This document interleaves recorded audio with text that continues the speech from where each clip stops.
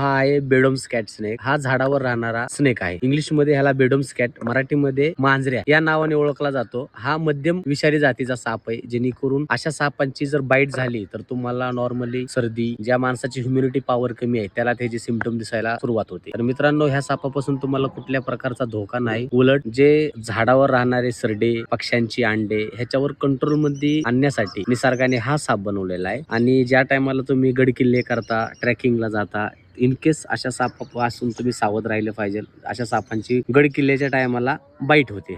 तर मित्रांनो, हा मध्यम विषारी जातीचा साप आहे. ह्याच्यापासून तुम्हाला कुठल्या प्रकारचं धोका नाही. ह्याच्यामध्ये जे विष असतं ते सायटोटॉक्सिक नावाचं विष असतं, जेणेकरून तुम्हाला नॉर्मली भक्ष्यावर परिणाम होतो. माणसावर ह्याच्या विषाचा कुठल्याही प्रकारचा परिणाम होत नाही. मित्रांनो, आपण त्याला इथंच निसर्गामध्ये सोडून देणार आहे.